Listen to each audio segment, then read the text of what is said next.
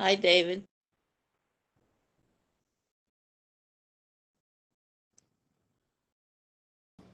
Hello, everybody. Thank you for the greetings.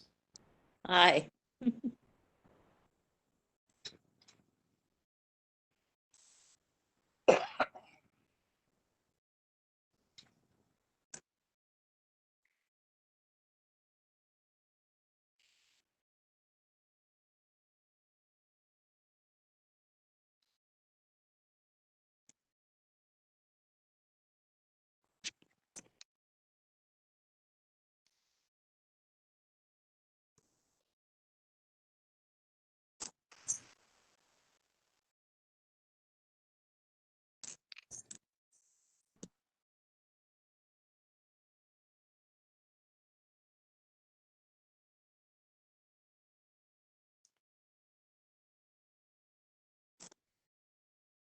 Hi, Haran.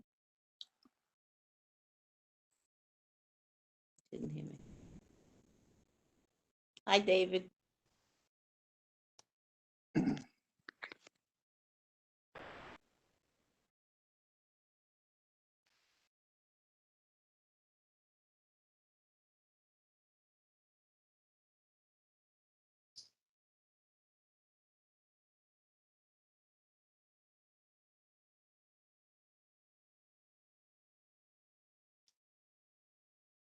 Hi, Haran. Hey guys. Hey Maria. Good evening. How are It's good to see everyone. Good to see you.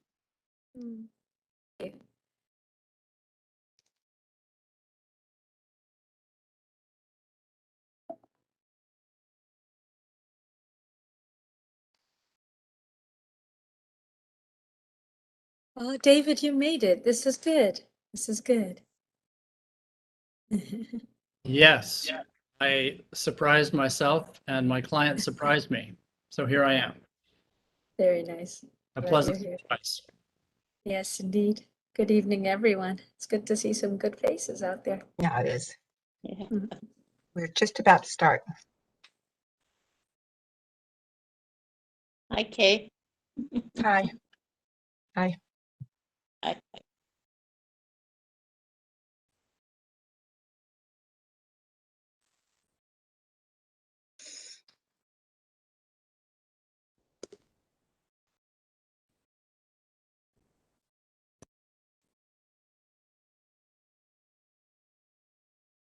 Okay, this meeting will come to order. The time is 5:30 on Monday, June 21st.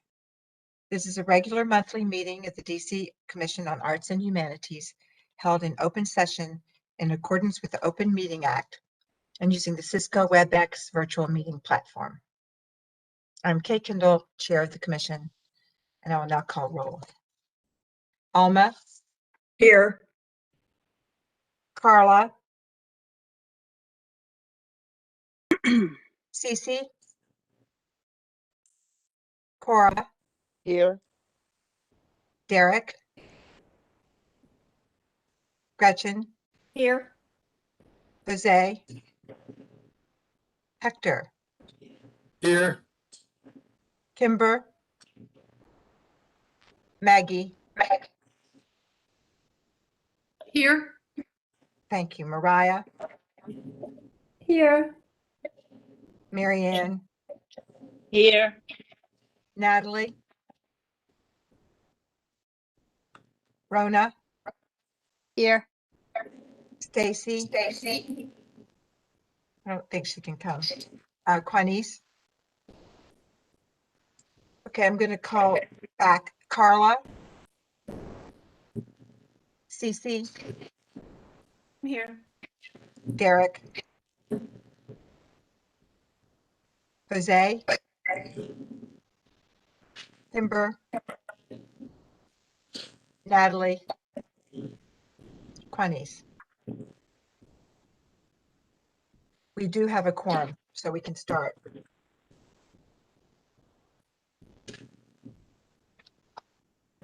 Before we proceed, I would like to read the land acknowledgement. Every community owes its existence and vitality to generations from around the world who contributed their hopes, dreams, and energy to making the history that led to this moment. Some were brought here against their will. Some were drawn to leave their distant homes in hope of a better life. And some have lived on this land for more generations than could be counted. Truth and acknowledgement are critical to building mutual respect and connection across all barriers of heritage and difference. We began this effort to acknowledge what has been buried by honoring the truth. We stand on the ancestral lands of the Cachtank and the Piscataway people. We pay respects to their elders, past and present. Please take a moment to consider the many legacies of violence, displacement, migration, and settlement that bring us together here today. And please join us in uncovering such truths at any and all public events, and to use such truths to guide the legacy of its Arts Commission. I would like an adoption of the agenda. The agenda for this meeting has been circulated to all commissioners. Are there any objections to the agenda as it stands? Hearing no objections, the agenda stands as adopted. I would like an approval of the regular meeting minutes for April 19th, 2021, and for a special meeting on April 26th, 2021. Do I hear any corrections?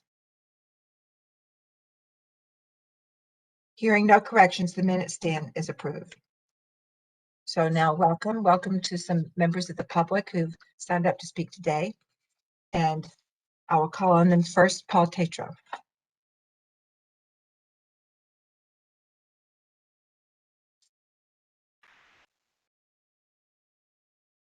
Paul, are you ready to speak? You may be on mute.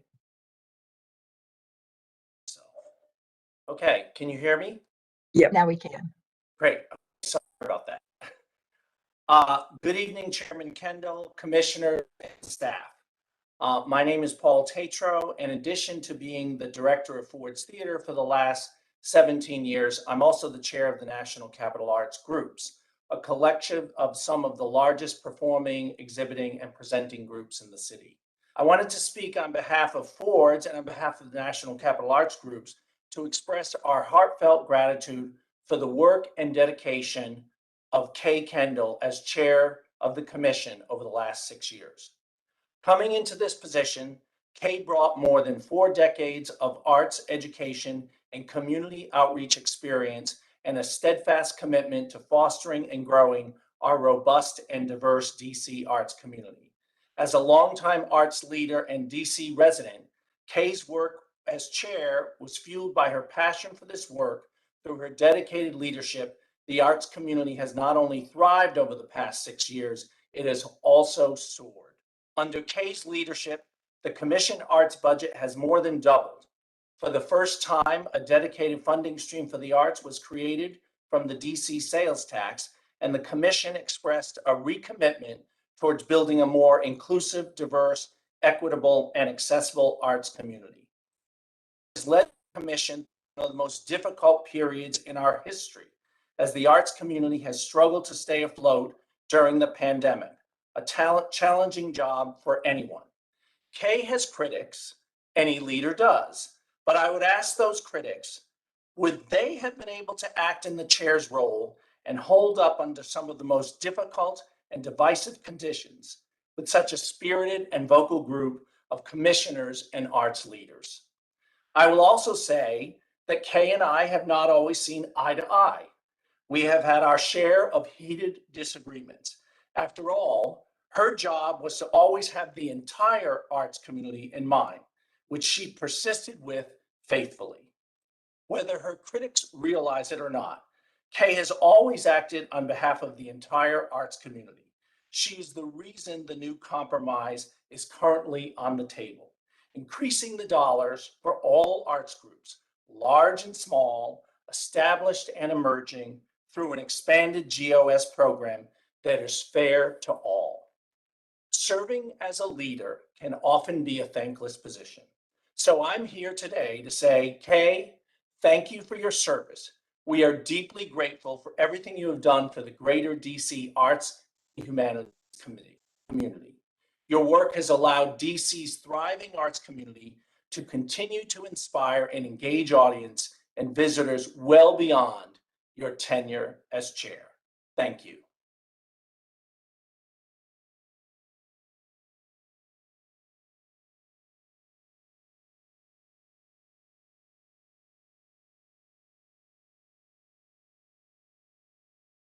Kay, you're muted. I don't know if you I were just- speaking. I just saw that, yes. I was saying thank you to Paul. Those are very kind words, and I appreciate them, Paul. And now Maureen.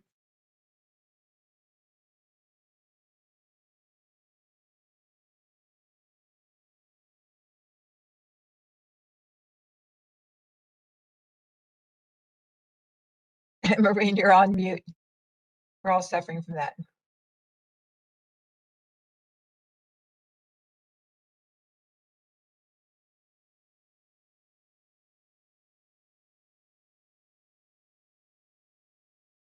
Now am I unmuted? No, you're This unmuted now. Webex, the Webex is new to me. Yeah. I'm fluent in Zoom, not Webex, so excuse me. That's Good okay. evening. Good evening to you, Chairwoman Kendall, to all of the commissioners, and to the leadership of the commission staff. I'm Maureen Dyer. I'm the Executive Director of Sitar Arts Center. I'm also a founding member of the DC Arts Education Alliance, and we are comprised of 17 arts education organizations. Collectively, we serve 15,000 DC residents across all wards of DC, and I'm really grateful for the opportunity to speak with you tonight. At Sitar, 80% of our students are from households earning 60% or less of the median income, and they were in really dire financial straits prior to the pandemic. And as they entered the loss of both employment and childcare due to school closings, they had no security net to fall back on. 85% of our students are of color, and the pain and trauma of confronting systemic racism was more acute than ever in 2020 and 2021.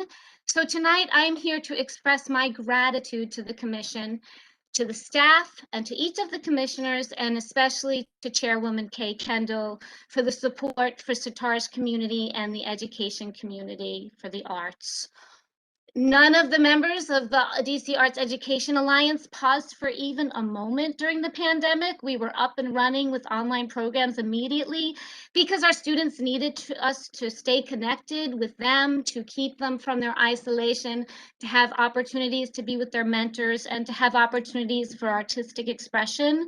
And because of the commission's response, we were able at Sitar to add therapeutic art classes to our programming immediately, as well as just keep on going and adapting to the changes that seem to never end. We were facing the DEI inequities that all of us were this year, and I'm grateful to the commission for facing it head on and for our chair's leadership in doing so. Thank you, Kay, for your tenacity and your service. When the arts education organizations came collectively to seek more equitable funding through the commission, Kay listened thoughtfully and always, and she also responded. Kay answered every email and call I made, as did Directors Sariki Burhan and David Markey. I think no leadership is perfect, but I think responsive leadership, especially in times of conflict, is essential. And I think in this way, Kay Kendall served as a role model, and I hope that her successors follow suit and really listen to the grantees, because we are all here to strengthen the field. And we would like for the arts education organizations to be as well known as the presenting organizations. So we invite all of you to come learn about us as Kay Kendall did. She made efforts on both sides of the river to understand the challenges our young people are facing for all 6 years of her tenure and well before. And I thank you, and I thank each and every commissioner for your ongoing concern and active pursuit of equitable support, especially when it's really hard. You're having the hard conversations, and I admire and respect that.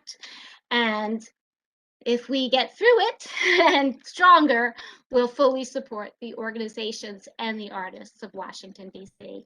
Thank you.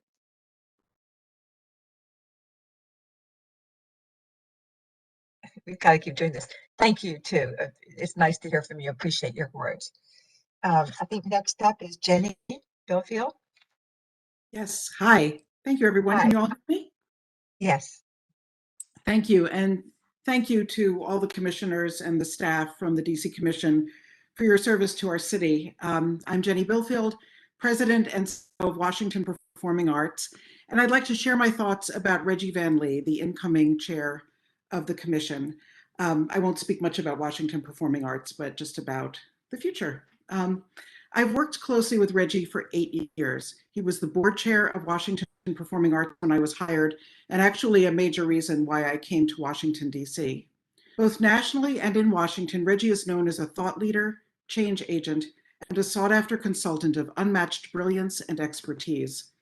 His qualities of character and experience will be especially valuable as Reggie advances his priorities as outlined in the confirmation resolution, looking at governance across stakeholder groups and in support of a healthy and high-performing commission, development and implementation of a strategic plan that supports the Commission's growth and sustainability, and executing on the recommendations of the Diversity, Inclusion, and Belonging Committee in support of the equitable distribution of taxpayer funds.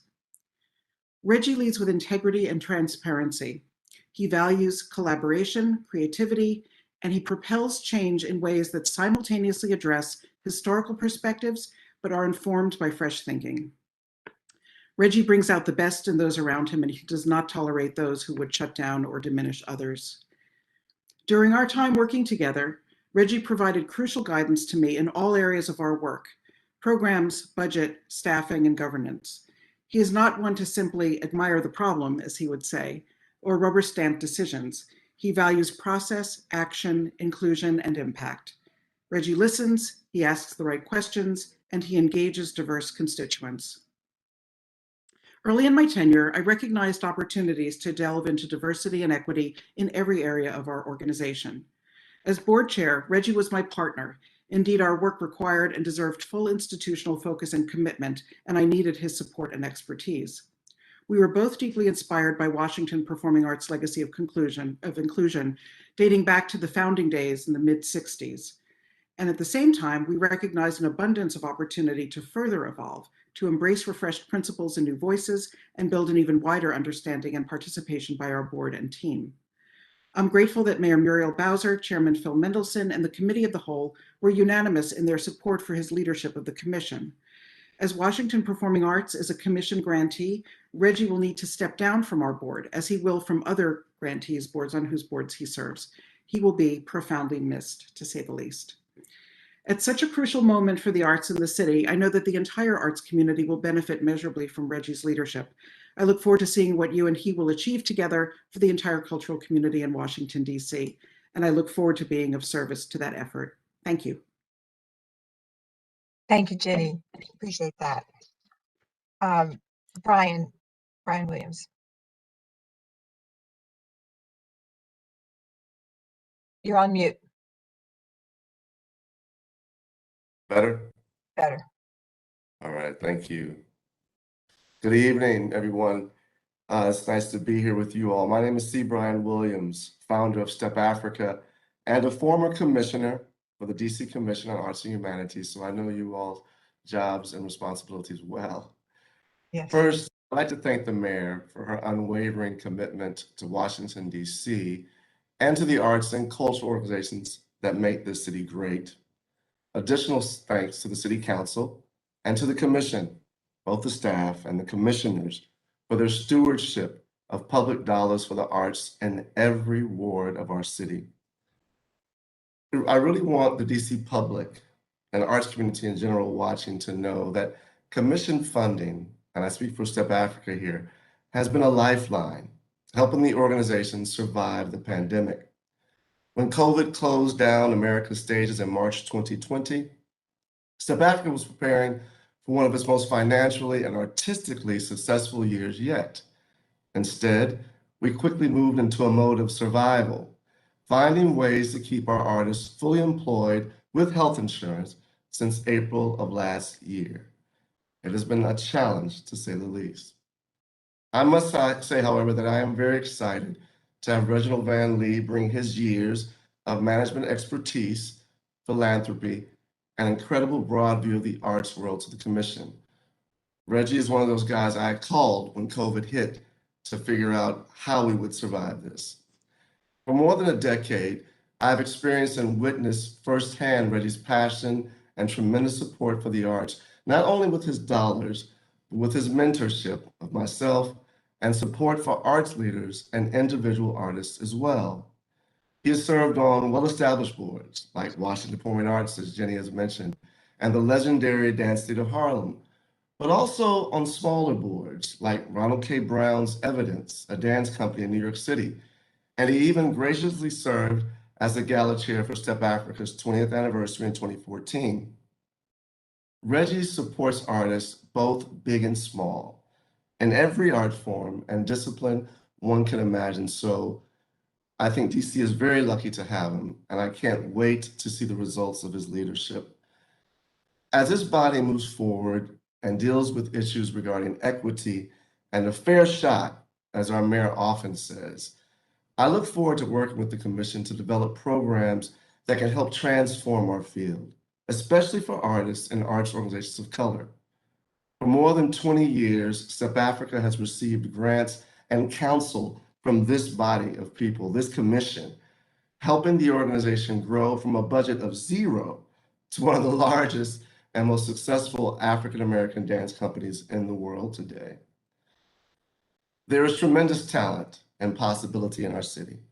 Let's do all that we can to support the growth and development of artists, as we have been doing and as we will continue to do.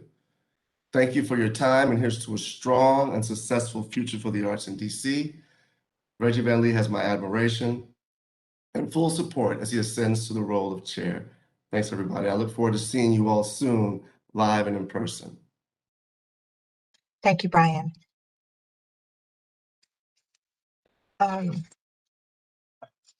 Next on the agenda is the director's report. Ron. Thank you, Kay. Let me pull up my notes here. Thank you, everyone in the public, for coming through and sharing your thoughts. It's good to hear, that our work has been meaningful. It's good to hear the excitement for our new chair, but also the appreciation of our outgoing chair, Kay Kendall. So thank you all. I will stick to maybe 2 quick updates off of the reports. I know that you've received the reports and hopefully you've had a chance to review it. The first highlight is that we're returning to work under the directives of our mayor. The department heads and managers have been coming back to the office since June 7th, and there will be a more general staff, sort of a larger return slated across district government agencies for July 12th. So that's one piece of the news. The other highlight has to do with some of our grant programs that have closed. Our Arts and Humanities, our Individuals Arts and Humanities Fellowship Program, and our Arts and Humanities Education Program. And then a few others have closed even since Friday. So the number of applications submitted have been noted in the report. For Arts and Humanities Education Program, we have 35 submissions. Arts and Humanities Fellowship Program, 467 submissions, which very strangely is exactly the number of submissions from last year as well, 467. We've had a few more GoGo applications come through, 8 of them. And we've added a new, based on just artists expressing an interest in this, we've added a new cohort for interdisciplinary art, and we've had 26 applications come through for that. Then we've had our field trip experiences closed. We've had 21 submissions there. Last Friday, the projects grants, a couple of the projects grants closed out.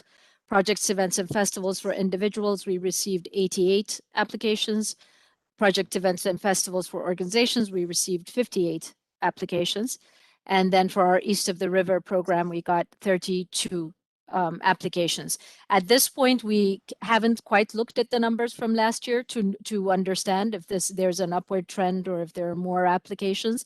Generally, some have stayed level and a couple of them have jumped up a little bit. So we'll have a more well-rounded sort of analysis for that for you to take a look at soon. We still have a few grant programs that are open and that will be closing in the coming weeks. I will stop there unless you would like me to continue, Kay, with the with a bit more information about the two plans. I'm happy to stop and wait until after the finance Yes, I update. think I'll come back to you. Okay, thank you. Thank you. So next, Cece.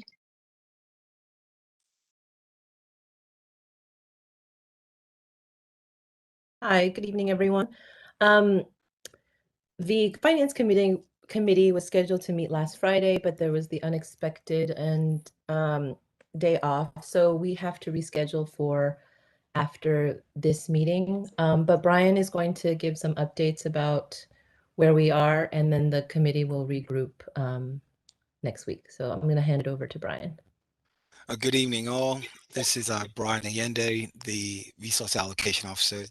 Just wanted to go start with the current year's budget and the report that was actually submitted as well. So as we all can see, the $38 million, we have 19.4 in expenditures and approximately $10 million left over or available at this present time. What's most important that I'd like to report is of the $31 million, there is $6.6 million left over. And it's not that it's just free and unencumbered.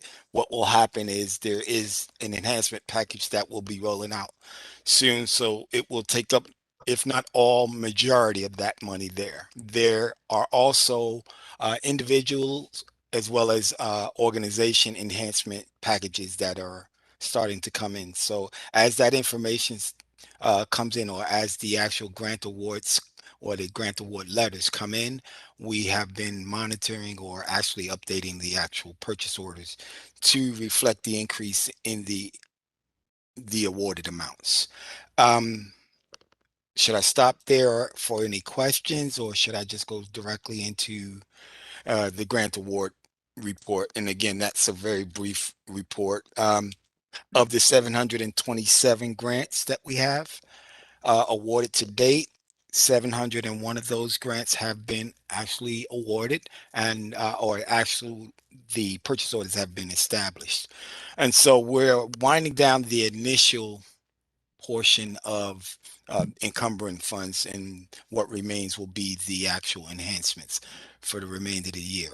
As he stated, when we get an opportunity to meet, we will come up with a more comprehensive report that will include and address questions or areas regarding the FY22 budget. Let's see, does anyone have any questions for Brian?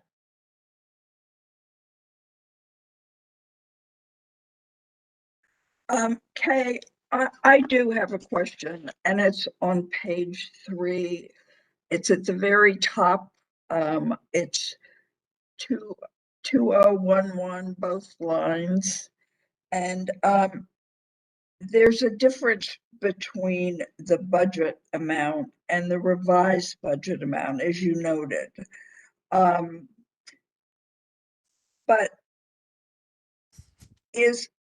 why don't the bottom lines, and I'm down at grand total now, reflect the revised budget reduction? And so which budget reduction are you referring to? What I can explain to you as it pertains to the facilities and buildings grant, if you recall, we split the funding to to take care of two things: the FAB traditional pot, in which that amount is $2.8 million.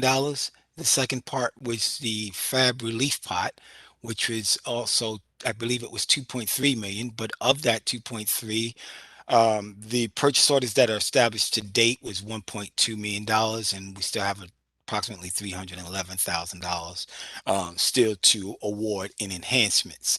It is also my understanding that there was a $700,000 portion of the fab pot itself that would be later addressed, as it would not expire this year, with something that uh, Haran or David can speak to with regards to a future endeavor that we are going to handle with that 700,000.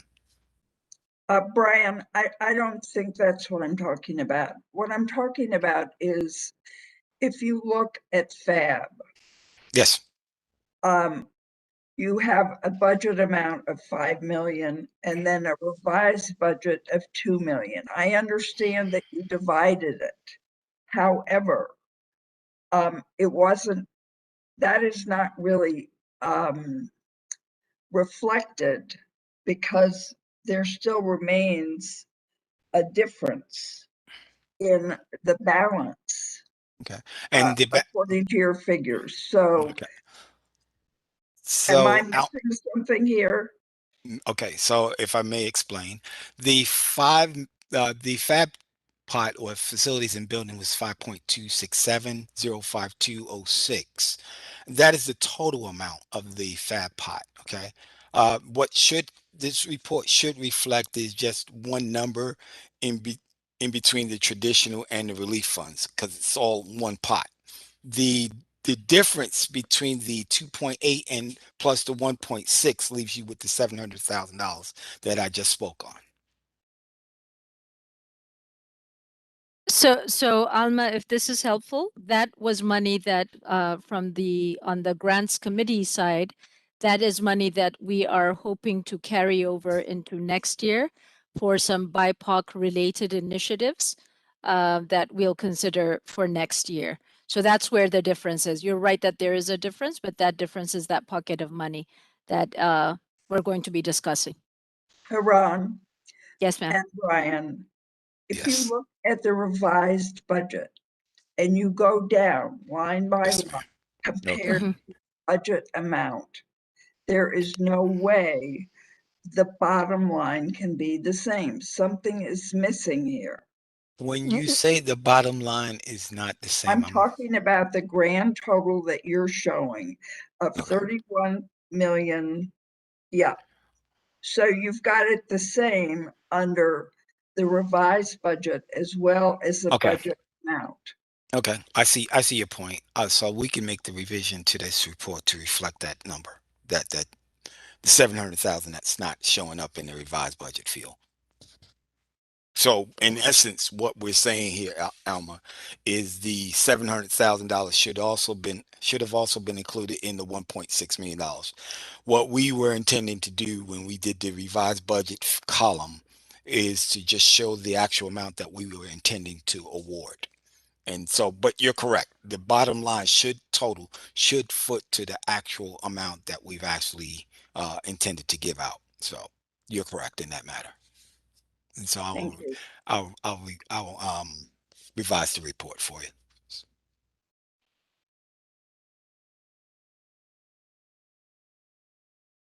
Can't put something out past Alma. Oh, and so Kay, before I move it on to the next person, I just wanted to personally just thank you as well for your leadership and for your contributions in the short period of time that I've had the opportunity to work with you. And I'm glad that you were able to introduce us to Reggie. Reggie is definitely a force to be reckoned with, and will definitely usher this organization into the new millennium, or at least bring us to hopefully better things and future better future endeavors. I look forward. I'm really excited about working with Reggie. It was fun working with Reggie in the task force. I think he brings the energy and the knowledge, and we're in good hands. But I wanted to just thank you for your time and your expertise. You're welcome. Thank you, Brian. Thank you. So now we're going to move to the public art master plan. And Alma, Lauren, do you all want to tee that up? So Kay, if you guys are open to this, Alma and Lauren and Kay, Do you want this to might speak be at the top skip it before all of it. That might be better for the context, Okay. if you all don't mind, yeah? Sure. Alma, is that okay? I can't see Sure. you. Oh, yes. Okay. Thank you. So I just wanted to kind of provide a context for these two plans that are going to be presented today. And just kind of go back a year to August 2020 at the commission meeting, when we discussed the timeline for our NEA mandated state arts plan or strategic plan. At that point, we considered that the plan was expiring in September 2020. And so the commission agreed on a resolution that extended portions of the strategic plan that the agency was going to continue to work on. And that timeline then pushed everything to June 30th, 2021. So since then, of course, the transition of the board chair has been announced and confirmed. And so now what we're doing is adjusting our approach to give our incoming chair, Reggie Van Lee, an opportunity to review the plans and provide input. So the two plans will be presented today to the commission. And I just wanted to say that Kay, Reggie, and myself are in agreement that we will be able to finalize the plans with his input by June 30th, so that we stay within our timeline, which was gracious of him to say that he can do that. So that's the context, and this will be the presentation of the two plans. I'm happy to pause for a second in case there's more conversation, and I will invite after Lauren and Alma, Jeff can provide a bit more context for the strategic plan as it relates to the NEA mandate. If there are any questions, but I'll pause here just to see if people might have thoughts.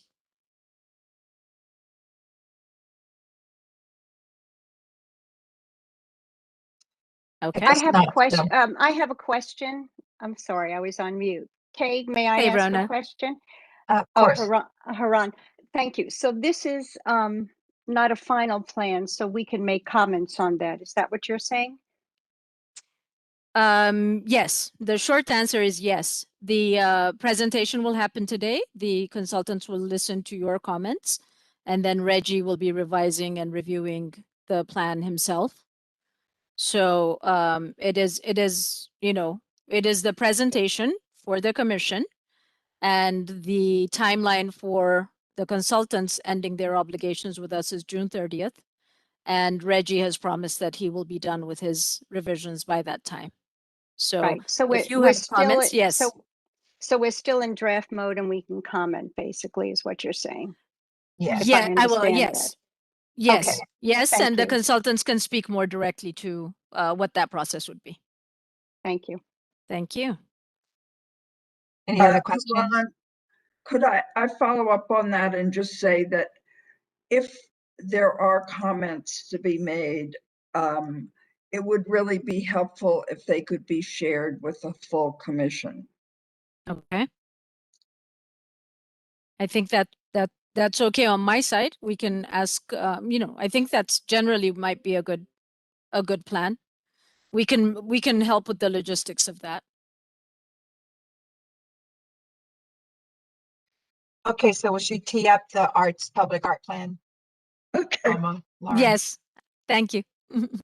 Thank you for that introduction, Haran. I think it was very helpful because frankly, we were a little, I guess, miffed by where we were going this afternoon. So thank you for clarifying that.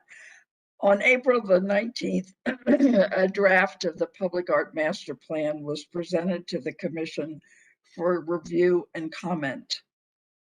Before you today is the final draft of, and by draft of the Public Art Master Plan, which on June 10th, the Public Art Committee recommended be moved forward to the board. Our thanks to Todd Bressie and Meredith McKinley and Emily Blumenfeld of Via Partnerships for their work on the plan. And with that, I will turn to Todd Bressie for his comments.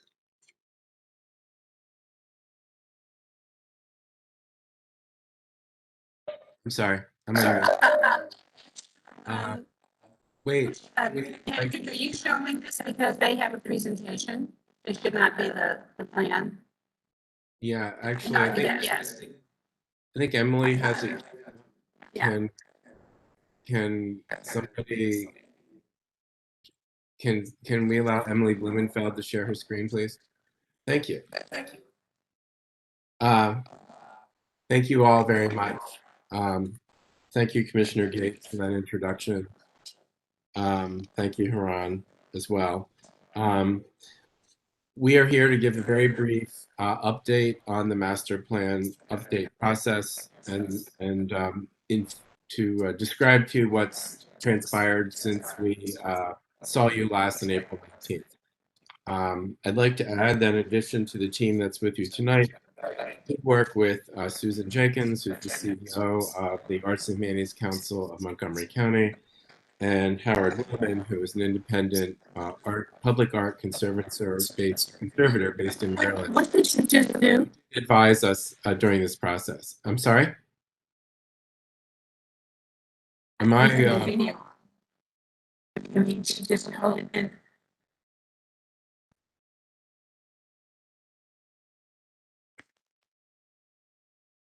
Sorry, am I not coming through clearly? You're on mute, Kay. Okay, I wanted to be sure I was coming through clearly because I was hearing a lot of garbled noise. Okay, so next slide, please. This is our agenda really, again, is to focus on the responses we received to the draft that we showed you in April and describe the changes in the final plan since then. Next slide. So since we saw you in April, we did make some revisions based on your comments to the executive summary draft. We posted it for public comment for about 20 days. We held 3 open houses with stakeholders and also posted online a comment page. We gathered those comments and incorporated those into a final draft, which we reviewed with the Public Art Committee on June 10th, and then are presenting substantially the same draft, minor modifications since we saw the Public Art Committee as a final document to you this evening. Next slide, please.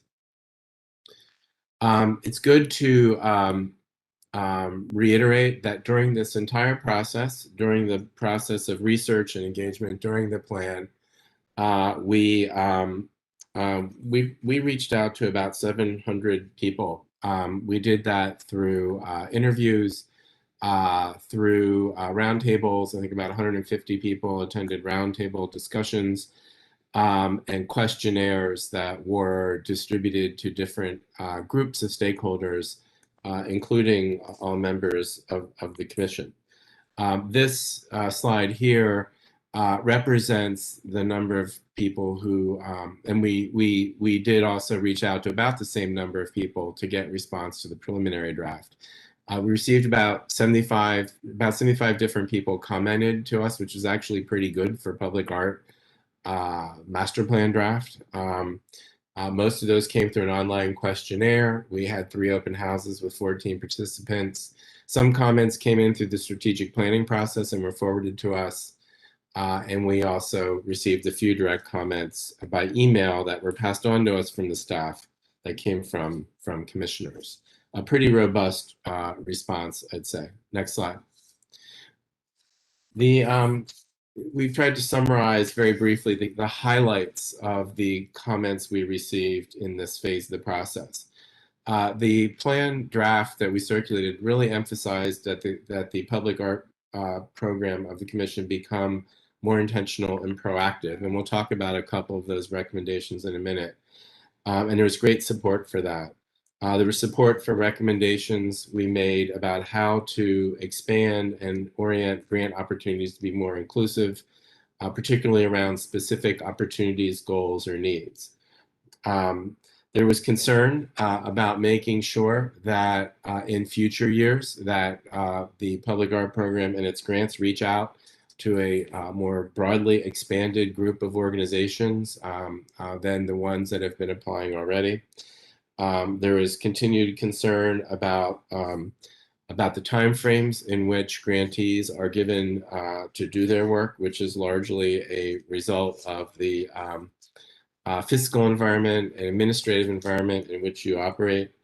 And there was concern that there always be attention to involving classes of people who might not ordinarily feel like they have access to grant programs. And I think that those concerns are addressed in the recommendations that we've made.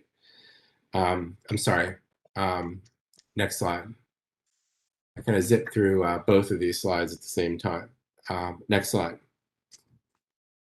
So this is an outline of the public art plan update that you received. Today, we'll focus briefly on the areas that are highlighted in the areas that are marked there, because those are particularly new to what the public art program does now. Next slide.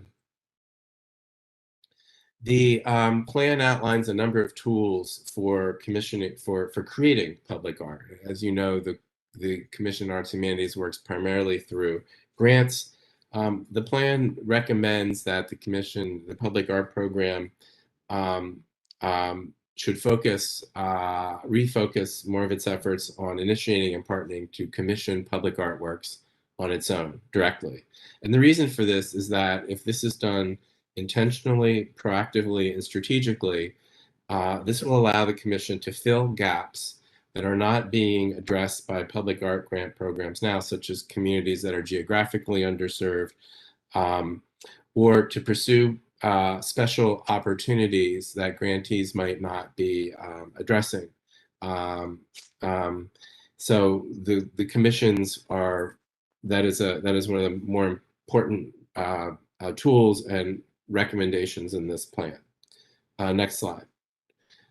Second key recommendation in the plan is to break up what's known as the Public Art Building Communities grants into a couple of smaller grants that can occur sequentially in time. It recommends a new Public Art Planning Grant and a new Public Art Fellowship that will help provide artists, curators, and organizations with the resources they need to fully develop projects before they are ready to apply for an implementation grant, which is what the Public Art Building Communities grant is now. We envision the fellowships would be available to curators and artists, modeled somewhat on the existing Humanities Fellowship program, but really focused on public art.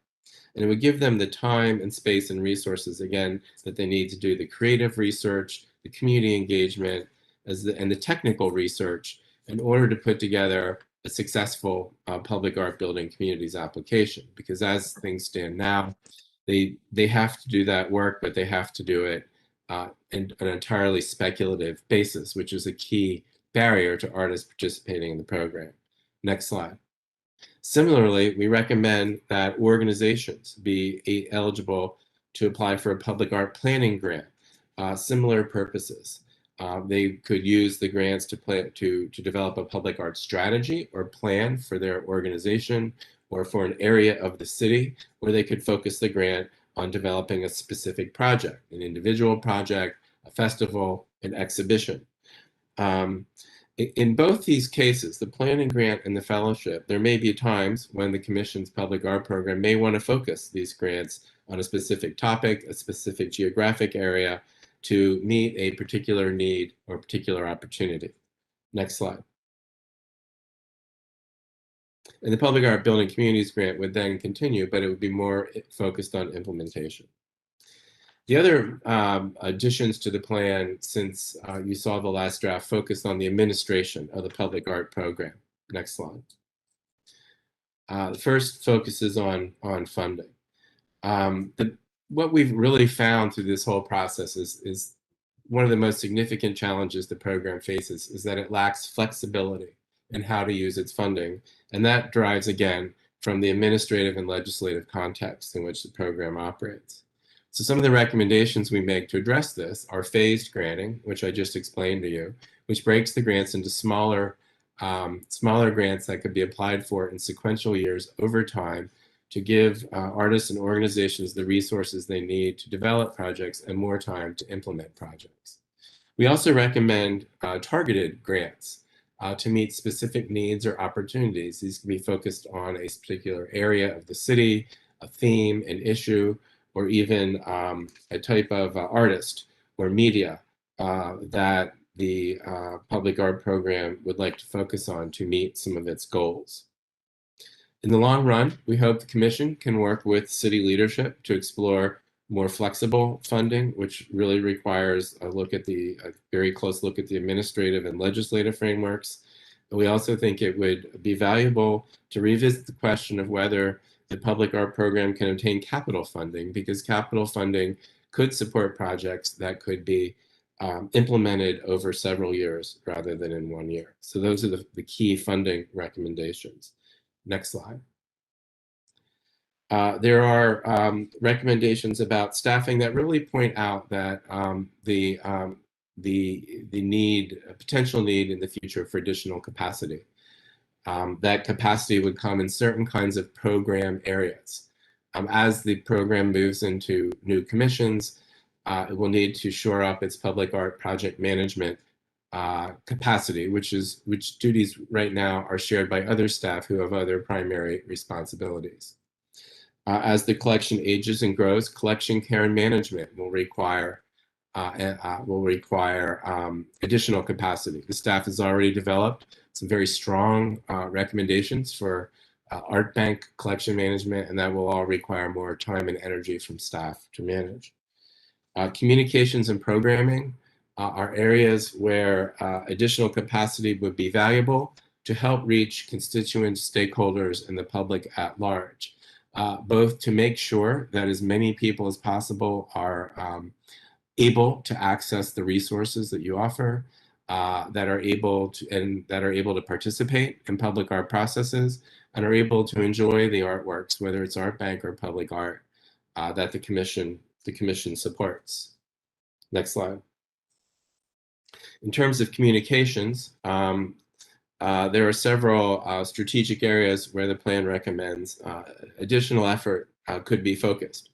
One is to create and maintain an identity for the public art program and the art bank collection overall, so that when the commission supports a project, it is very clear to the general public that it is a project that you've funded. And I think here of the National Endowment for the Arts as a model for doing a very good job of letting people know where its resources are going when it comes to public art type projects.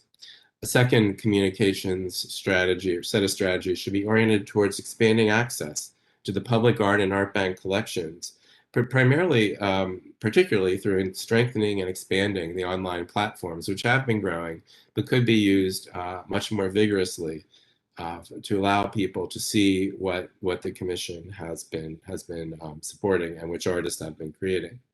And then finally, to produce original content as part of a communication strategy that documents the work of the program, that highlights the artists, that highlights the communities, so that you can really, as they say, show, don't tell about the work that you are doing. Next slide. The plan makes several recommendations about data.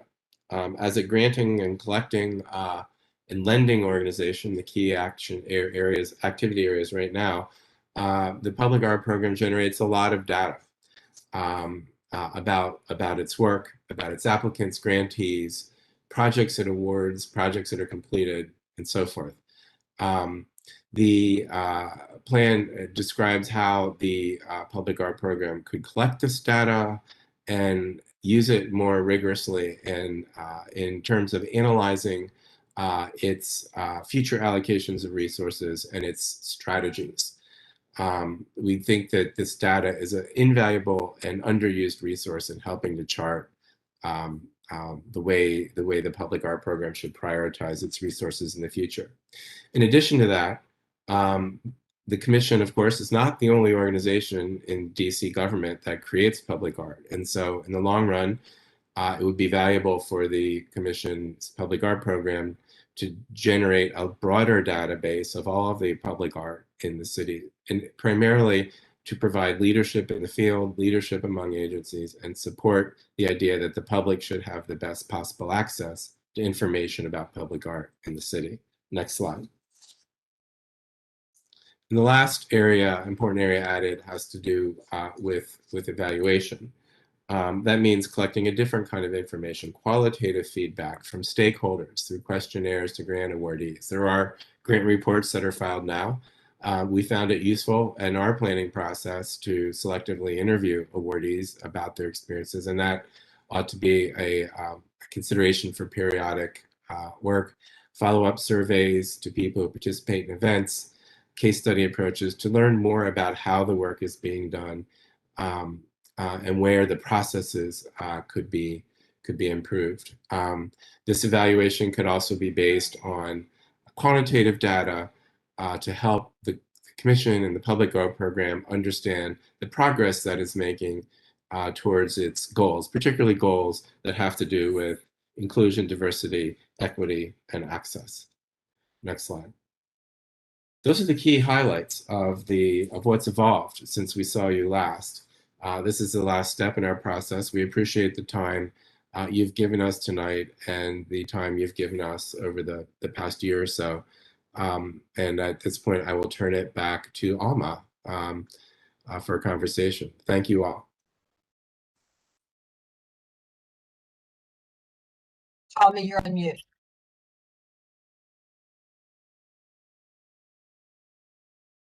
Lauren, do you have any comments? Just want to thank Todd, Emily, and Meredith for their incredible patience and collaboration in working on this, as well as all the commissioners who provided comment and feedback, and the guidance from the Public Art Committee from the very beginning through this process. This is certainly not what we envisioned when we did the solicitation, that we would be in a shutdown and COVID related, but it also provided a unique opportunity to see how best we can serve the artist community with public art. So just again, I want to extend my thanks to everyone for their support on this project, and really strong feedback from the commissioners as well as from the Public Art Committee. Okay. And I will also say the public, all of the artists, all of our grantees, all the people who applied for grants, did not get grants, but willingly, talk to us, all those who have not been engaged in the process, who came to all of the roundtables, who participated in the surveys, and it just really was a very collaborative process. And I just want to thank everyone who participated. Todd, I wanted to ask if you have a generic evaluation form that you could share with us.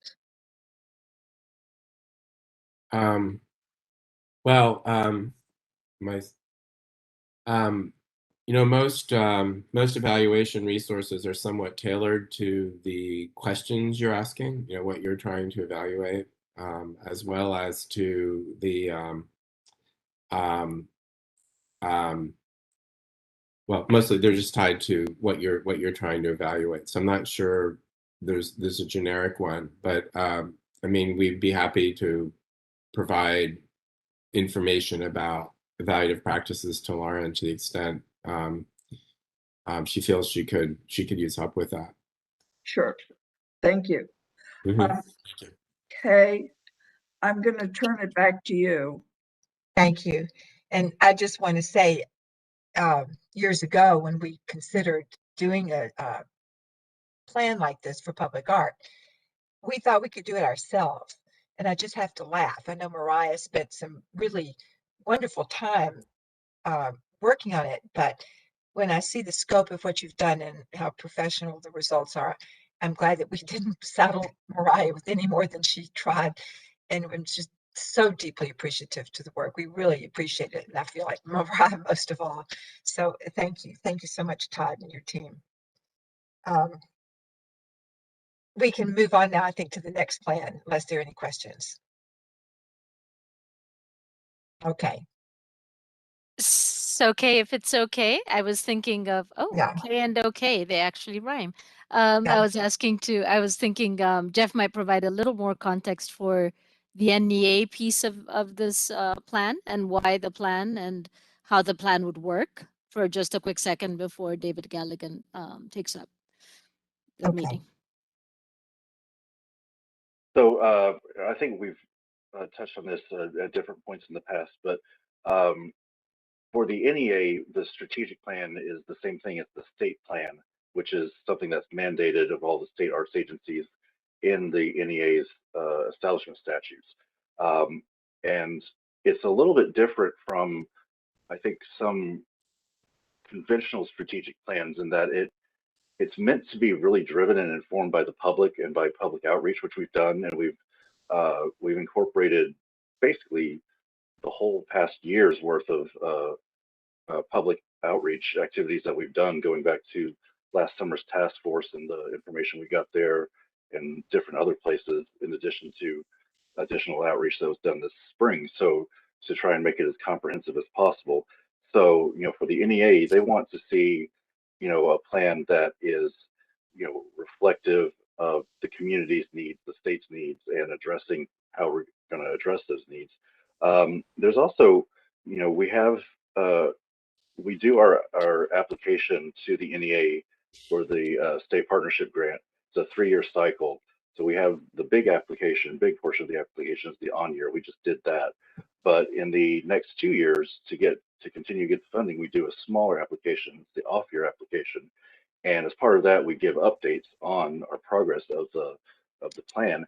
And one of the things that we can do, and I think is incorporated in this plan, which is the first time for us doing is to do annual work plans or implementation plans, so that we can actually take the recommendations in the plan and put them down into action steps and report on that and send that into the NEA as well. So we have that tracking going along. And if adjustments have to be made from year to year, hopefully there's not any more public health emergencies going forward. But if things, if the environment changes, actually, like it can change, then we're able to shift as we need to and update the NEA at the same time. So just some things how that's baked into that's part of the requirements of the partnership with the NEA is this plan. It's a big component of it.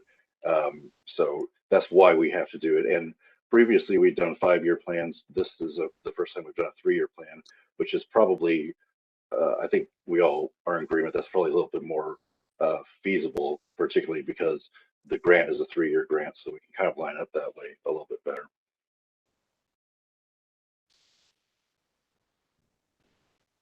Well, I don't know if there are any questions, but I think the main, David will get ready to present it, but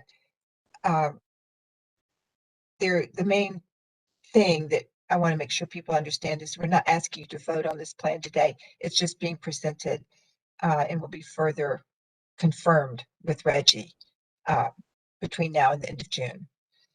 But certainly you're able to have comments, and it was important for us to share at this particular meeting some of the highlights. So are you on the call, David? Should we call on you? I'm on the call. Can you hear me? Yes. Okay. Could I have the first slide?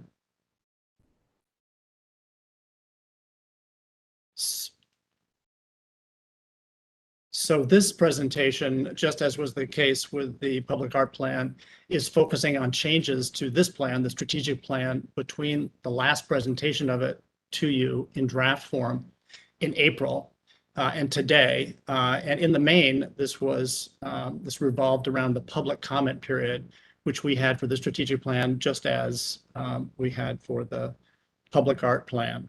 So these are changes in the plan since April. Next slide.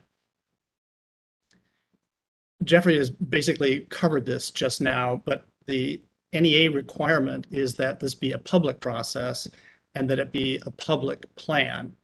And this slide just indicates the ways in which we've gone about getting that input from the public. Also from yourselves, commissioners, staff, task force members, and then reaching out into the community to DC government officials and arts community representatives. In total, there were 55 of those individuals interviewed.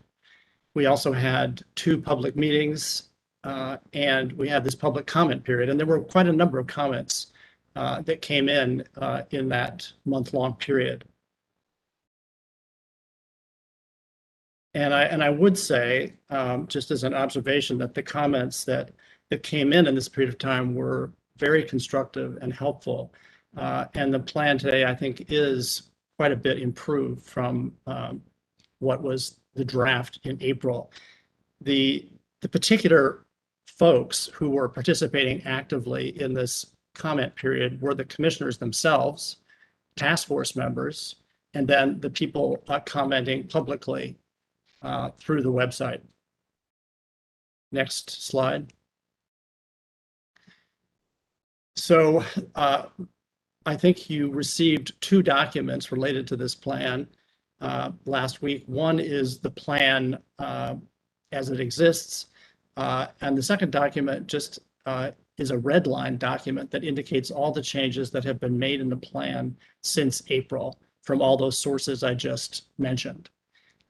This slide is just to acknowledge that most of the significant changes in the document concern IDEA.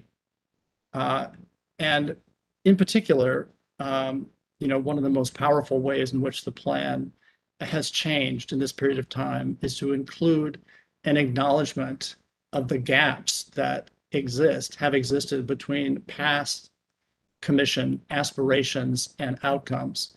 The draft in April focused on the past aspirations of the commission, which are documented in previous plans, but several in the community commented that that there was a gap between actual outcomes and those aspirations, and that the outcomes were uneven. And so this is acknowledged in the plan itself in writing. Next slide. And this is the place where that acknowledgement occurs. And I'm just going to read it because I do feel it's quite a powerful statement.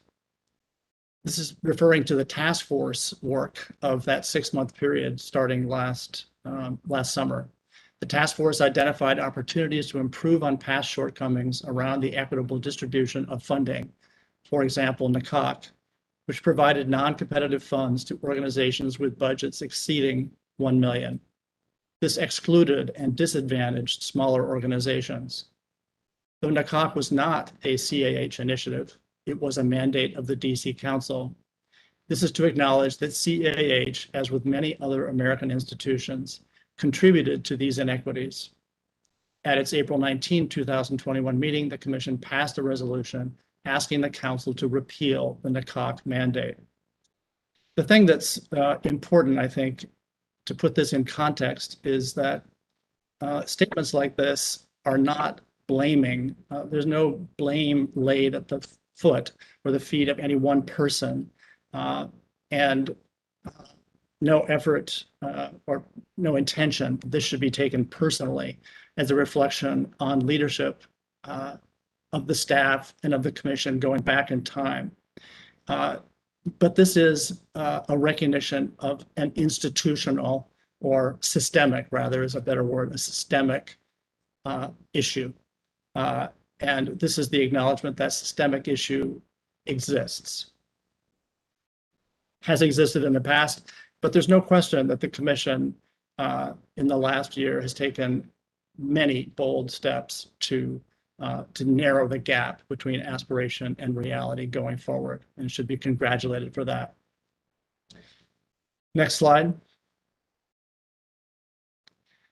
In the course of my work in the last few months, I have had input from Reggie, first as the head of the task force, but then more recently as the incoming chair.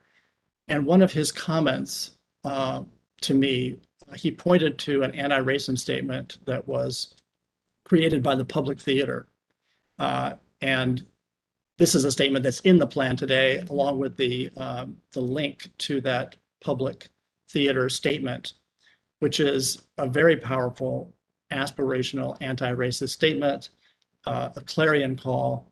And so the plan was changed to reflect this as a first priority strategy of goal one, and goal one being the inclusion, diversity, equity, and access focus of the plan. The suggestion being here that the IDEA committee take up for immediate consideration that model statement of the public theater. There are many others out there, and engage in a conversation about how to adapt or change it for purposes of the commission's work going forward. Next slide. So this is the statement of the definition of equity as used by the task force last year, and changes that were suggested to it in the public comment period. And these really were public comments. These were not coming from inside the organization, from the staff or from the commissioners or the task force. These were coming from the public, and they pointed to language such as, you see the word they highlighted in the first sentence that previously had read he or she. So the comment being that we ought to move away from binary language and in the direction of non-binary language, which this now does. And then very persuasive comments coming from the disability community, wanting that community to be embraced to greater degree by this language, and fleshing that out on the subject of, sexual identity issues, the addition of words anti-homophobic, transphobic, queerphobic, and anti-ableist to suggest the focus on IDEA is really quite a broad one, embracing of many different constituencies. Next slide. These next two slides just cover other points that were made in this period. The focus on interdependence with DC government rather than independence, which the commission achieved in a technical sense, but a lot of the strategic plan points to the need for a greater degree of integration with DC government. And the point being, there's much more fertile ground thinking about interdependence than independence in the context of DC government. Several comments from the public had to do with just the changing nature of art and the suggestion that the plan should embrace emerging art forms, new art forms, not just the traditional categories of grant recipient.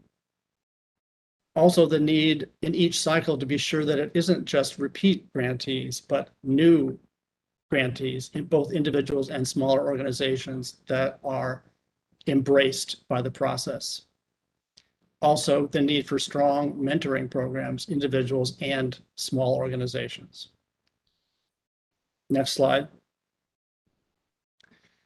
Capacity building was a big theme of the comment period. And so changes were made to emphasize the importance of capacity building so organizations can scale successfully and become more self-sustaining, including more free of dependence on the CAH itself. This next point having to do with prioritizing communications investments in budget and human resource planning. This is one of the points that Reggie made quite emphatically. This is a very big deal.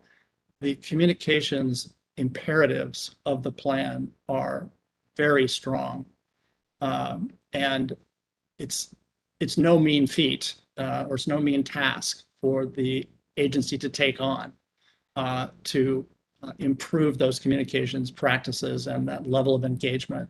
And so real dollars are going to be involved in making that happen, and staff resources as well. This last comment came from a commissioner just suggesting that in the future, when the cycles permit, they don't always permit, but in this particular case, we had both the strategic plan and the public art master plan happening at the same time. The suggestion in the future is that when those cycles coincide, there could be a greater effort to synchronize those processes. Next slide. So this is a 3-year strategic plan, and it's wise, definitely, that it be a 3-year plan and not a 5-year plan, because in present circumstance, it's very difficult to see the future so clearly. But it is a malleable plan, and it should respond to changes in the environment. And even in the next couple of weeks, when we're working with Reggie to be sure the plan reflects his particular interests. The plan is a framework, and it exists in framework form even past June 30. And as the staff and the commission moves into implementation phases. Next slide. So implementation planning, it's hard to overemphasize its importance. Yes, the strategic plan is important. These are, you know, the guideposts, the very broad initiatives of the commission, but none of it happens unless it gets implemented. And so these next steps, which are largely staff-driven, are hugely important when you focus on prioritizing the goals and strategies, when you assign timelines and leaders who are responsible and hold them accountable, and when you allocate resource, human and financial resources required. These are make or break requirements, and this is when a plan becomes successful or it doesn't. Written into the plan is the requirement that at least annually the executive director reports to the commission on program or progress against plan goals. Next slide. I wanted to acknowledge the key group of people who assisted me in this effort, and this was a major time commitment on the part of all of these individuals. Certainly Kay as chair and Iran as executive director, certainly underlined Jeffrey as the chief of staff, Deputy Director David Markey, and Reggie all along, both in his capacity as chair of the task force and then incoming chair of the agency itself. Task force members were very generous and important with their feedback and time. And I wanted to acknowledge in particular the work of Elaine Harris, who was the consultant to the task force, who helped me understand the boatload of data and information and thought that was part of that task force process for 6 months in last year and contributed so importantly to this final work product. So thank you so much to all of those folks. And then the last slide. You know, this is a truism, and I'm glad Robin Sharma said it, so I didn't have to. The commission has an immense opportunity to improve the arts and culture community in the district and the day-to-day lives of artists and arts organizations. There's $2 billion coming into the district from the federal government in pandemic relief funds.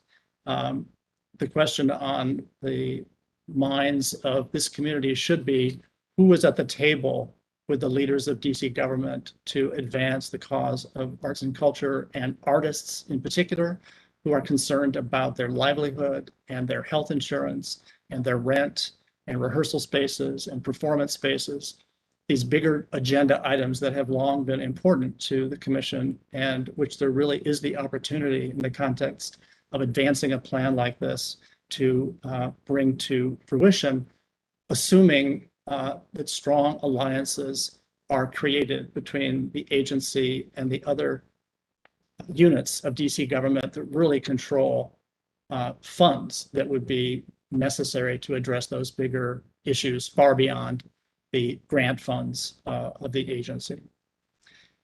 So I wanted just to conclude by saying it's been a privilege to work with the agency in the last 6 months, and in particular to observe the ways in which the agency is changing and moving into the future ambitiously and aggressively and with equity as its focus. So thank you. You're welcome, David. And I know Rona had asked if we could have questions now. So if anyone has any, please take the time I now. have, Okay. I have a question. David, can you hear, yeah, I'm unmuted. You're okay. Thank you. You've said in your report, and you said it tonight, and you showed us a slide, that one of the most important implementation steps will be the requirement that the commission's ED report to the commission. And basically, you've also said that the ED and the IDEA committee are to make reports to the commission. And what I think is missing is the strong accountability about the reports. It's not enough to just report. It's really important just to hold someone accountable. So what I think needs to be included is a performance evaluation tied to implementation, and also the evaluation of the ED's work as it pertains to the task force recommendations, which is one of our new chair's main goals for the commission. And basically what I'm saying is I don't see enough on specific accountability, which was raised in a task force recommendation. And I've also raised that to you prior. And the second small point I want to make is about governance. In the plan, there are very specific requirements that are listed that should be put in the bylaws. And I'm not sure that that's accurate. Things don't automatically go in the bylaws. We're going to have a bylaw committee, and we're going to redo the bylaws that were started at one point, and they will continue. But the bylaw committee should look about what's important for inclusion, and not just take the 6 or 7 requirements listed here as gospel.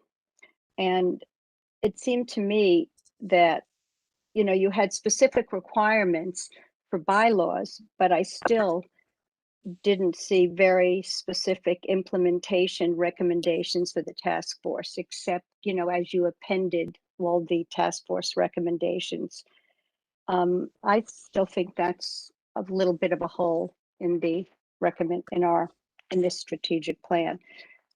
And I hope this can be worked out in the future before it becomes final on the 30th, because I'm really glad that this is still a draft. So the commission, as Alma stated, can have a chance to look at some of people's comments and opine on them.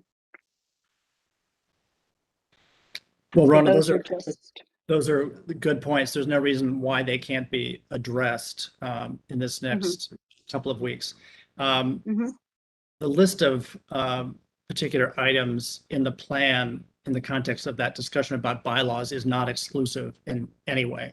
These are things that came up in the interviews from the community. You know all the things that the bylaws have to deal with way beyond these specific points. So this is just the community speaking to the commission about things they felt were important, but certainly not exclusive. Did the questions to the community pertain specifically to bylaws? I don't remember anything like that. No, the observations were made, and the bylaws seemed the place to deal with them. But again, this is an implementation step, and certainly the bylaw committee, and I think you're the head of the bylaw committee, takes this under advisement, and in implementing this plan through the bylaws, you sift and sort what belongs. Maybe not all of those things belong in the bylaws. Maybe some of them do and some of them don't. So Well, the I think- bylaw committee would meet under the new chair and then certainly present everything to the full commission for their opinions and thoughts before it even becomes anywhere near final. right. It's an implementation step. That's right. And what about the accountability? I mean, I really think that's a piece that's missing. I think there's no reason why I couldn't beef up the language of the plan around that theme of yours. Well, it's not mine, it's in the task force recommendations about accountability. And it should be tied to performance and evaluation and essentially eventually go into salary. I mean, we're talking about someone's a job and performing their work. And just giving a report, as you well know, doesn't mean that they've done the job, good, bad, or otherwise. It just means here's the report, this is what's happening. And I just think in any program I've seen, there has to be some evaluation. Yes, I mean, it's certainly true. And I guess I assumed there was a process like that in place at the commission now. May I jump in, David? There is an evaluation process. Rona was a part of it last week on Monday. And as the chain goes, the incoming ED is the supervisor of the ED.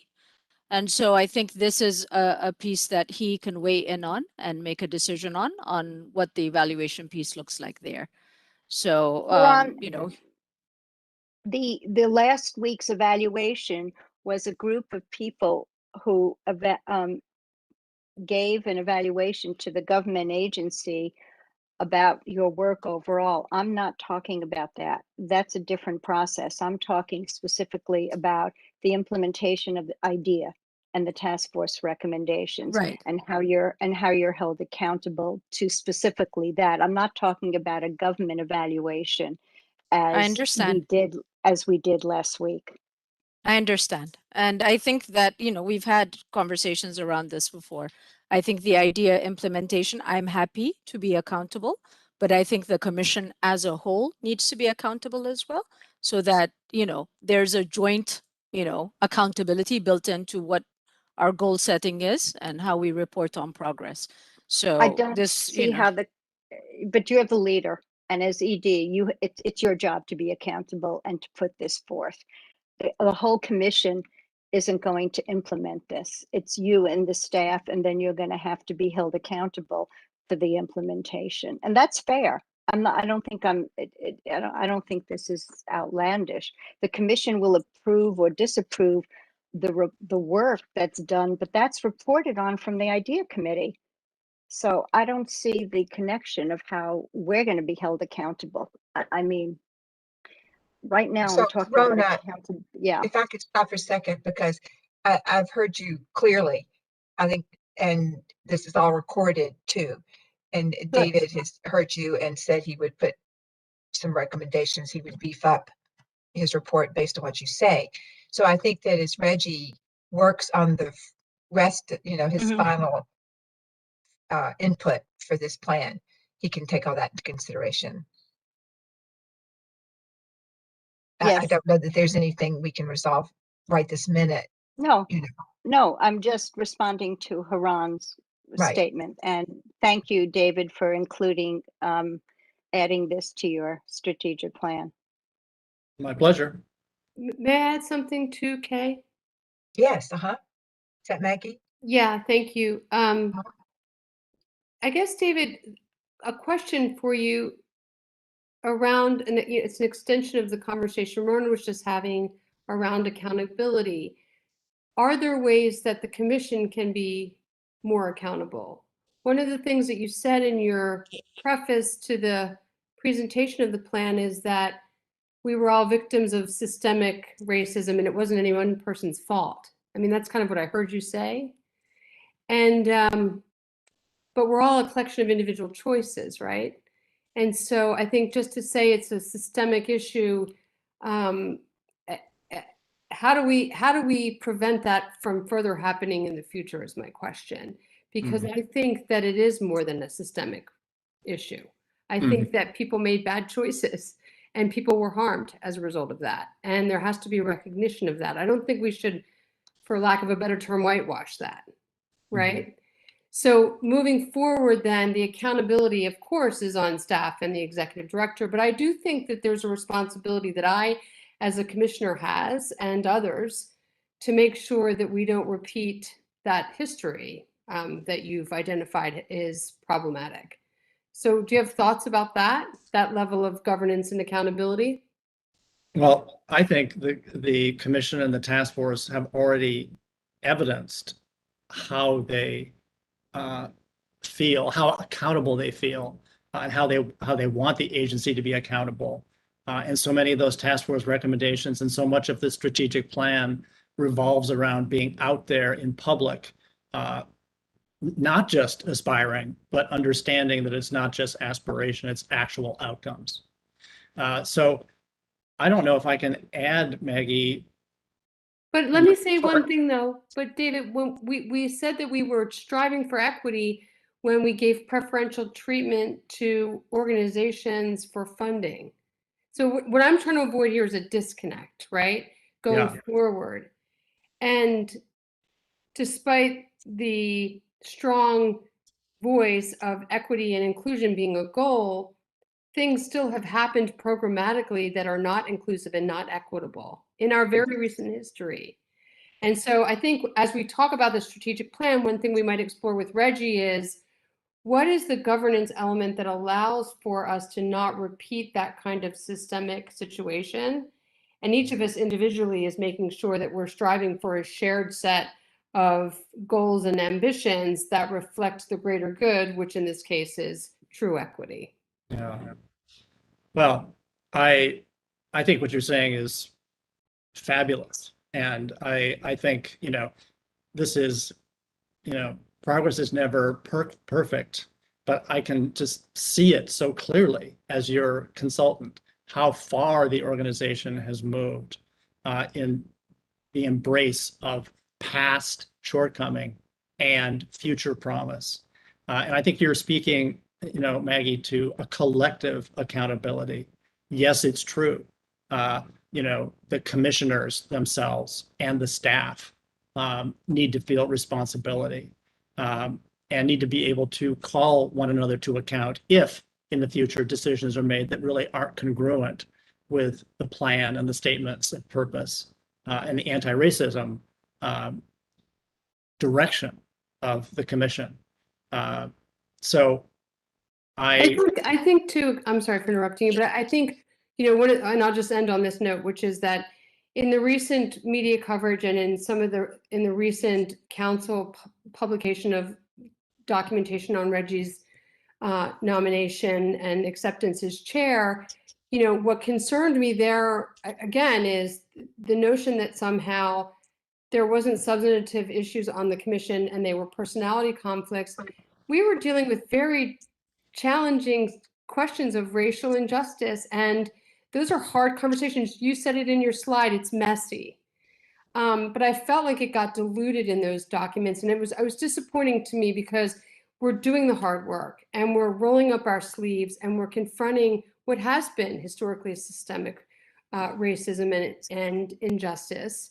And I felt like we have done ourselves a disservice if we don't acknowledge that in public documents. And I think the recent council documents really diluted that to say it was something much more superficial. I think if you're, a person of color, if you're an openly gay woman, as I am, and your experience of injustice is different, it's more than just a personality conflict. It's really advocating for who we are and having a shared voice in our public domain. And so I just think that there's still more work to do, and any assistance you can offer in terms of structure and governance to help us hold ourselves accountable across the organization would be highly beneficial. And I'm sure Reggie will have a lot to offer us in this regard. I'll think about that, Maggie, and maybe I will have further thoughts about it. But the other thing that I think is so important, it has been messy, and it isn't just personality conflicts. It has been messy. And on the one hand, yes, it's been messy, but I think you all should feel good about where you are as compared to where you were a year ago. You should be feeling good about that. It's not done. The work's not done. It'll never be done. That sort of progress just will be ongoing. But I think there's so much pride that the organization could feel and take in the effort, the collective effort over the last year. So, sometimes I feel that that there's not enough of that acknowledgement of progress and kind of an appreciation of one another, however messy it's been. Yes, it's been messy, but we're moving beyond it. Yeah, I agree. And I will thank you for listening. I appreciate it. Sure. Does anyone else want to make any comments? Well, I just want to add to David's last statement that we are moving beyond it. As someone who was in the trenches for the last year, I do think we have made great progress. And frankly, Maggie, I thought the article in the Post did us great disfavor, great disservice. It just it was just wrong all around. So I really was very disappointed to see it. It just was wrong. So thank you, David. We are making great strides moving forward. Okay. May I? Of course. Yeah, thank you, Kay, very much. First place for your leadership. We appreciate what you have done, and we have all gone together. I'm sorry, I have to say thank you first to you in more ways than one. Thank you. And thank you, Alma, for what you stated, because that's how I feel about that article. And I will leave it there. One-sided totally. David, thank you for that last statement. I do appreciate it, because as someone who has been who was part of that ad hoc committee, we're trying, and I think, like you have said it, in all fairness, we're in a better place than we were when we started. And it's not us; it's years of whatever systemic racism. We have worked towards it. We're trying. I'm a minority. I feel put upon, but I move on and I seek unity and to get work done. And I think we all should be moving on. With new leadership coming, we will be able to do it. I want to also congratulate our staff for having gone through all that they have gone. And I hope that this is a time where we all come together and work together for our community. There's a big community there that we have not really totally failed. So we need to continue working together. I'm staying in the commission for my rest of my term, if they would have me, to be able to be a voice of reason. And I thank you for your comments. What you said at the end of your comments were point on. We are not going to fix the world in one day or a year. We are working towards it. Thank you. Is there anyone else who would like to make a comment? So I would like to make a comment. I'm actually, in the middle of a project right now. But I just overheard Alma's comments about my Medium post. And I just want to say that it's my obligation as a writer and a scholar to speak truth to power. And if there are any inaccuracies in my article, I'd like to hear them. I heard that, just from the comments in the city paper, I've been called a liar by Kay and by Phil Mendelson. And, one thing that Reggie talked about is doing some sort of truth and reconciliation commission. And I think that would actually be very much welcome, because we really need to get to the bottom of this.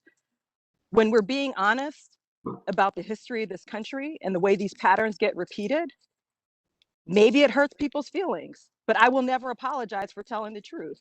And if I have made an error, I need to hear about what that error is so it can be corrected. So please do reach out to me. You know, I'm not a scary person. I will send my, you know, everybody has my email. You can call me on my text. Any questions that anybody has, please come and ask it directly. Thank you.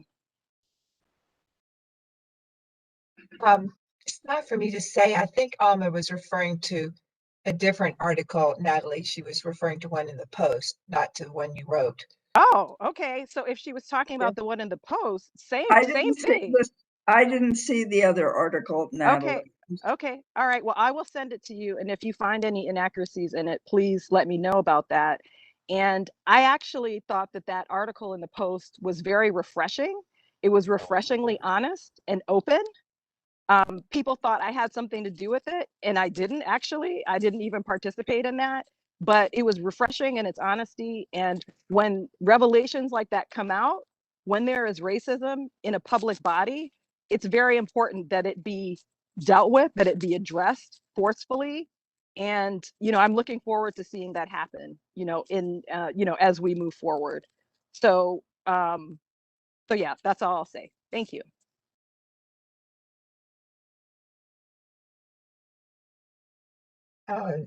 And Natalie, I think that I will take you up on the text or phone call since I heard what you just said about your feelings about my comments. We certainly didn't mean to call you a liar, so I'd like to have that conversation with you some other time. Does anyone else have any comments they want to make?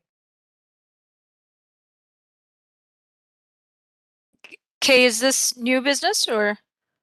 Yes, if nobody has anything else to make, I want to thank David very much for the presentation. You've been patient. Thank you.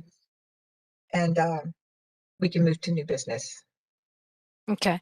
Because this is our last gathering as a commission likely, I just wanted to take a moment to thank you, Kay. I've gained so much from working with you. I've learned, you've been a thoughtful partner through the ups and downs of the past couple of years. We've been dealt some pretty tough curveballs. And I just appreciate that you never gave up and kept going, even when the going was tough. So I just wanted to thank you in this setting, personally also for the faith and the trust that you placed in me and in staff in working with you closely. You've been vested in the success of this commission's work, of course, for a number of years, and I know you're going to be supporting us from beyond this moment. I'm excited about what lies ahead with Reggie. I've had a couple of really good conversations with him. I'm really energized, but I just wanted to focus on you for a second and say thank you for being a partner on the journey. You're so welcome, Haran. Hi, Mariah, and I just want to echo what Haran has said. Kay, you've put in so much effort and so many hours of hard work into this commission, and you have been an amazing and inspirational leader, and I personally appreciate it so much. Oh, thank you. Thank you all so much. Hey, I too wanted to thank you. It's been tough. It's been a long time. I've been on the commission for a long time, and I know we've had our ups and downs, and I think you tried very hard to mediate and to be fair and to hear us all. And I will always appreciate that. Having been at times in leadership positions, it is not an easy job, and you did it with grace and with honesty, I believe, and with fairness, and I thank you. You're so welcome, and I appreciate that. And I really appreciate it. But if there's nothing else of real substance or meaning, then I would like to take a chance to make some closing remarks. So, does anyone else have any urgent thing they have to say? Because we can continue the conversation offline. I want to take this moment to join so many of you, especially Jenny and Brian, Haran, other people who've all known Reggie. I too have known Reggie for some years, and he's very respected, very successful. He has a deep connection to and appreciation of the arts in DC. Of course, he's been a revered cherished chair of WPA's board for some years. And I think you all are very, very lucky to have him take the time and step up to the leadership of this organization. I won't be with you literally, but I will be cheering you on from the sidelines. And I hope Reggie's listening or hears that I really welcome him. We've had a few conversations too, and I think it's going to be a very exciting next chapter for the commission. I'd like to take a minute also to give some thanks. I've been reminiscing a little bit these last days over 6 years, and each chapter has been so uniquely different. And so I'd like to first say thank you to my EDs. Each one was a different chapter. There was Lisa, Arthur, Angie, Terry, and Haran. Through that, I've enjoyed different leadership and friendships, and it's been a really great ride, and I thank all of them. I want to thank the staff because I've been aware every day of how hard you work and how smart you work, and I appreciate it. Some of the particular, I appreciate all the commissioners, some who've rotated off. I can't really take the time to say thank you to each person, but particularly to some people who've led committees that I've worked very closely with. First, Stacy, who's been my vice chair for several years, and she's been there through thick and thin, ready to step in at any time if I needed her. And I appreciate the time she's given me in support and conversation. Alma, you and Lauren and the whole public arts team have brought such sensitivity to public art. I remember the ribbon cutting at the Exelon building, the statue of Marion Barry, the restoration of the Chinatown Arch, the wonderful art bank that you're aware of. You can't walk in our office without feeling uplifted and proud of what the art does to your spirit when you're surrounded by it. And then, of course, the curated shows for our gallery, and most especially the podcast this year have been just fantastic for the community. Rona, I want to thank you for your tireless work on 2 symposiums highlighting art education. They were terrific, and they were really your work and sweat and effort and imagination. You brought together really interesting, informative speakers and created a terrific opportunity for thought leaders to gather under our umbrella. And I thought that was important, and I want to thank you. Cece, who's been the treasurer, always asking insightful questions. Maybe our eyes are beginning to glaze over when we're looking at those documents, but you wake us up, make us pay attention. It's been very helpful as we navigate the budget. And Brian, who came on always ready to make the budget clear to us. And what do you need to know? He's been very responsive. Thank you, Brian. Marianne and Jose, you all, when we used to have events, remember, there are our events chairs, and we've had many long hours talking about the Mayor's Arts Awards and other events too. There were festivals, and you all gave very nuanced, thoughtful time in your conversations to those times. Cora, I want to thank you for co-chairing the task force with me, and of course with Reggie as chair. And Quanice, I appreciate that you stepped up to chair the IDEA committee. To date, we've only had one meeting to work together in that capacity, but I think you're going to be an excellent steward of that task force. And I know they'll appreciate your leadership.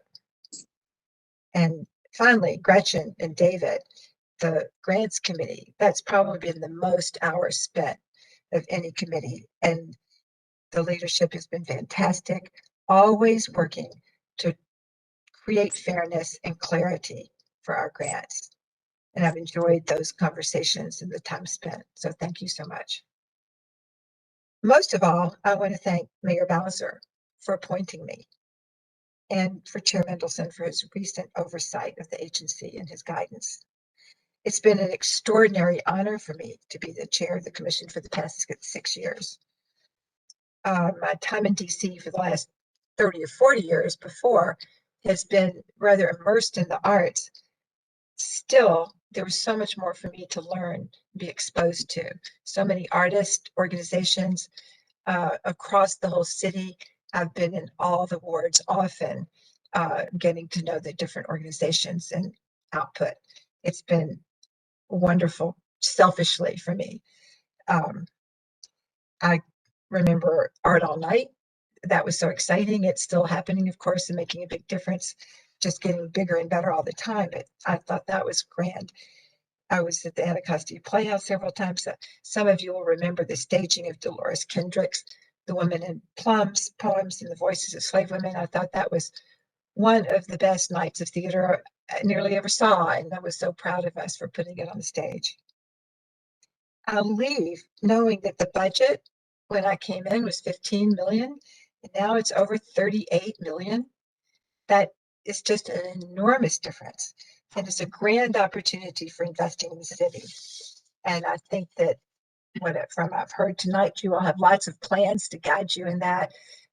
Reggie has very particular ideas for capacity building and other great investments. So that will be great. I've seen field trips become a staple, something I think is so important. I'm really proud about. And then I want to tell you a story. This is particularly focused on Khalid. But just last week, just a few days ago, I was in Ward 8 and speaking with a community activist there. And when she found out that I was chair of the commission, she said, "Oh, gosh, I remember years ago when we had to learn how to apply, we had to go down to your headquarters at I Street. And that's hard." And I thought, yeah, I know, we all think it's hard. And she said, but I talked to Khalid, and so he came to my office and we made room for some people to come here. But then that wasn't really big enough. So the next year we found a public place that was larger. And on she went about how she had worked with Khalid and seen his responsiveness to the need to create space in the area that was more convenient for people so that they could get help figuring out how to apply. And she really sang his praises and ours. And I do think the proof is in the pudding. You know, the number of applications and grantees from east of the river has tripled in these 6 years. And the amount of money is now around $700,000. That's much, much more, 3 times at least, is what we were doing when we first came. And I think it's due to those efforts by staff members like Khalid. But there's much more to do. We know that. But I have so much confidence that you all will get it done. You have a stellar team leading you: Brian, Carl, Jeff, Lauren, David, and Haran, and Reggie. And it is with confidence in knowing that I think your best chapters are really still ahead. I wish all of you very well. And with that, I'm going to adjourn the meeting. So then, bye.